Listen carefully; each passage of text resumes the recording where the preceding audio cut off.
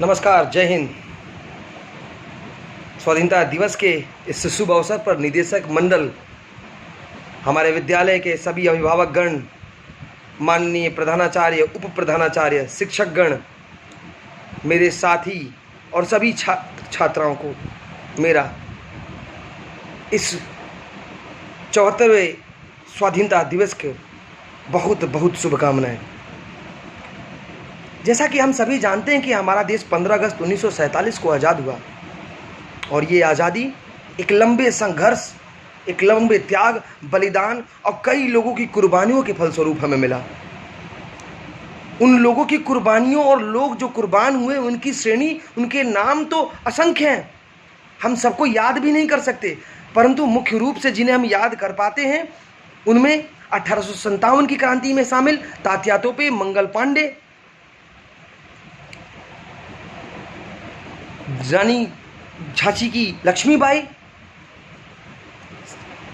नेतृत्व में अपने बूढ़े हो चुके बहादुर शाह जफर और कई लोग थे, परंतु हम उस समय उस स्वाधीनता को प्राप्त नहीं कर पाए।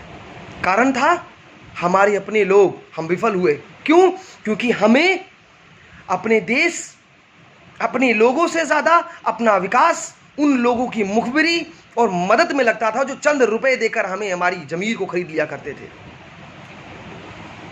ये लड़ाई 90 वर्षों तक चली। विफलता के बावजूद लोगों ने एक चीज नहीं छोड़ा, उन महान आत्माओं ने एक चीज नहीं छोड़ा, वो था संयम। कुर्बानियों के बाद भी वो संघर्ष और संयम को बरकरार रखे और उनकी ये संयम और संघर्ष, उनकी ये लगन 1947 में कामयाब हुई।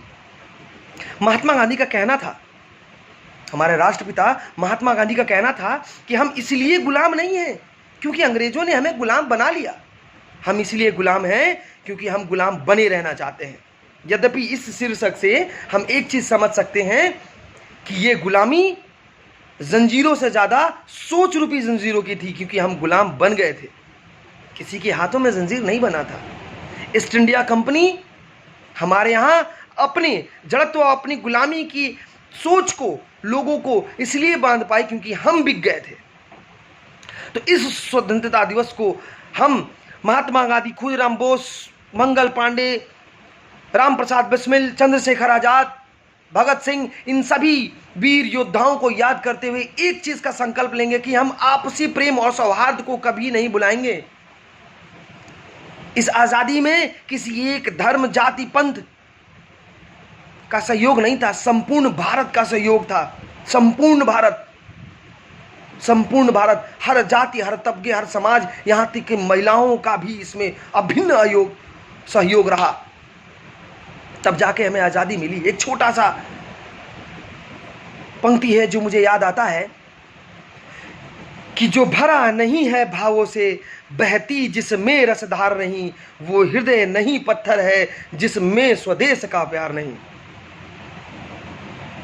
उन महान आत्माओं की कुर्बानी को अगर सही श्रद्धांजलि हमें देनी है तो हमें अपने देश के संविधान के प्रति, अपने देश के राष्ट्रीय ध्वज के प्रति, अपने देश के बनाई गई न्यायपालिका के प्रति, हर राष्ट्रीय धरोहर के प्रति सम्मान और अपने कर्तव्य के प्रति निष्ठा दिखानी होगी। तब जाकर तो हम सही रूप से उन्हें अपना ट्रिब्यूट दे पाएंगे, अपनी श्रद्धांजलि अर्पित कर पाएंगे। मैं ज़्यादा कुछ नहीं कह सकता। एक शिक्षक के तौर पर मैं ये कहूँगा कि इन सभी जड़त्वों को दूर करने का एक मूल मंत्र है हमारे पास, वो है शिक्षा।